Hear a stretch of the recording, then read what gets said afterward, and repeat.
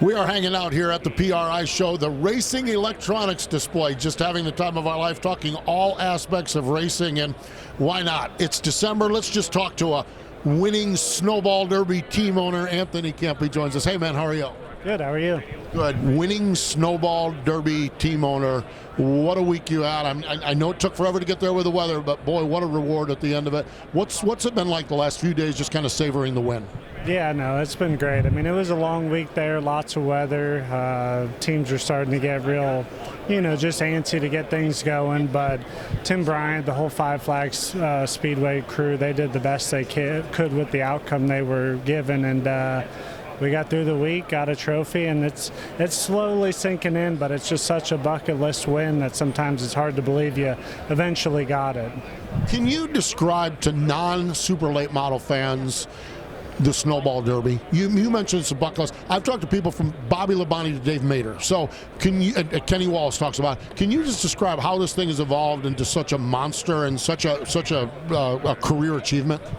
Yeah, I think since Tim's got the race at Five Flags, it's just been like that epic event, and the prestige has just grown over the years, and the credibility for everyone that shows up. I mean, it's kind of like the short track race in Daytona 500, or I guess in the dirt world, it would be maybe like the World 100 for them. I think that's kind of like how we feel about it.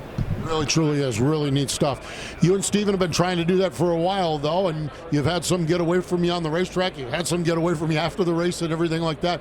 The race, there's always some dynamic there, and you won this one probably with the second best race car. So it's just kind of one of those things. Getting that trophy is tough to do.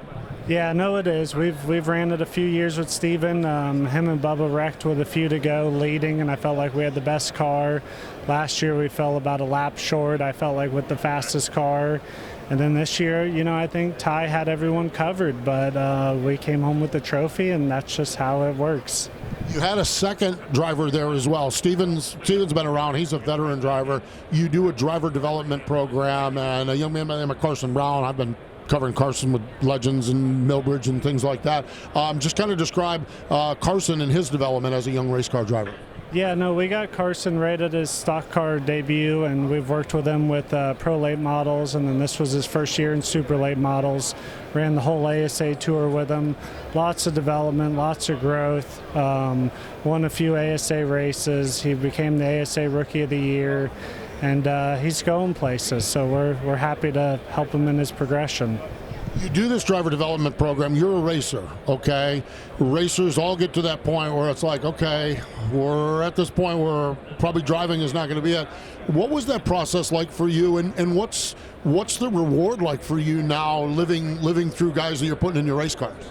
Yeah, no, it was tough. I was probably 19 or 20 racing myself, super late models every other weekend, and I just kind of had that turning point of how am I going to make a living doing this? And so we kind of came up with this idea, I think, a little bit more before it was mainstreamed. Like when I raced, kids, or I was 18 to 20, the next youngest guy was probably 30. So this wasn't really a phase like it is now. So we figured out that putting people in our cars and helping them progress was a good way to stay in racing, and it was a lot better than bagging groceries at the grocery store.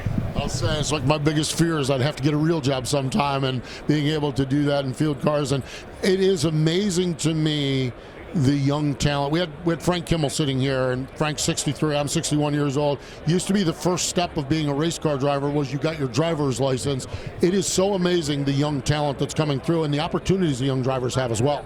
Yeah, no, I feel like every year, every young driver's just progressed more and more, and I mean, they're doing so much that when I was 16, I don't think that would even be possible. I mean, it's just technology and just how the world progresses. Everyone's just getting better at everything younger.